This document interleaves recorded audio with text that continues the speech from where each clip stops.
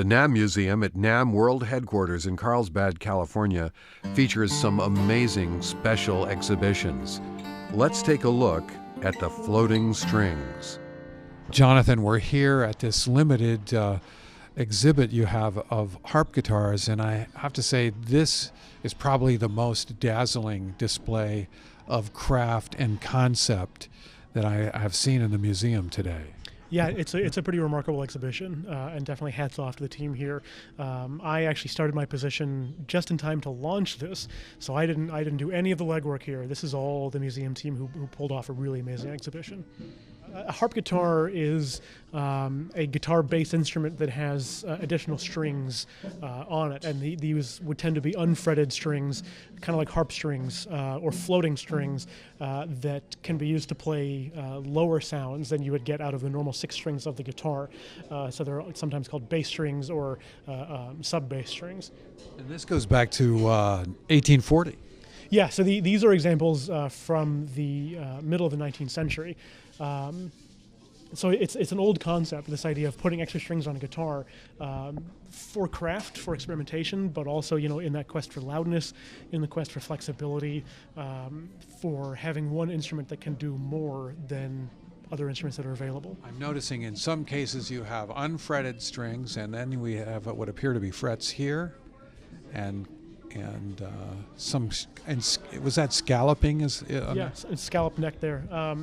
So the important thing is that harp guitars are not very well standardized, and it's kind of interesting. So the guest curator for this exhibition, Greg Miner, actually wrote the Grove Encyclopedia definition of the harp guitar, and that didn't happen until the latter half of the 20th century. So it's an interesting instrument that has never really been standardized. As we kind of progress, we'll see that the features tend to be a little bit more standardized, but there's still no there's no ideal harp guitar. There are so many different variations and different styles. These instruments were made in America in the late 19th century, early 20th century, and were very important in American music at the time.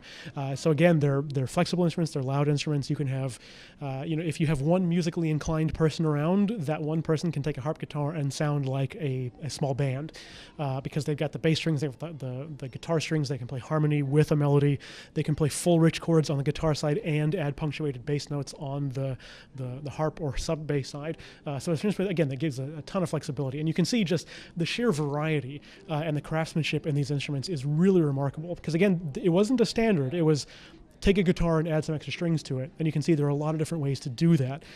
Some of these you're just adding 5 strings. Some of them you're adding 12 strings. And you're adding strings in different arrangements and different styles on all of the extra sound chambers, and then some harp ukuleles, just lots and lots of different styles.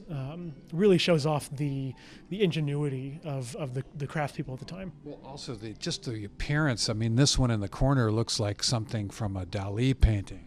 Yeah, and that one actually has 2 sets of harp strings that you can see where the tuning pegs are in the middle there, so you have a bottom set of harp strings and a top set of harp strings.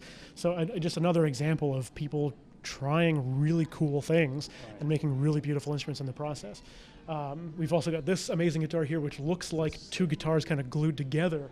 I don't know how you would hold or play that effectively, but somebody had the idea to do that, and so they built it, and somebody got away with using it for a while. Yeah, so the harp guitar sort of fell out of popularity in the 1920s or so, 1930s, primarily around the rise of amplification, so that you really didn't need a harp guitar for extra volume.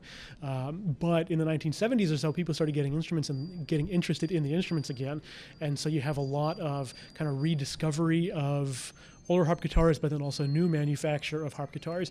And you can see that some of these are really similar in design to the older examples, but then some of them are getting into really cool new territories, like this Tim Donahue harp guitar up here. which was basically he created as an electric guitar, not necessarily intentionally as a harp guitar, but he created a flexible electric guitar that he can use to do all kinds of cool stuff with. And then, of course, we have a couple of harp guitars on display here that are available for interactive use, so that people can just try these things out, see how they work, and kind of explore this really cool tradition. Thank you so much for telling us about this, and I'm glad that we got this before it left. This is going to be here until the end of April? End of April, yeah. Okay. April 29th.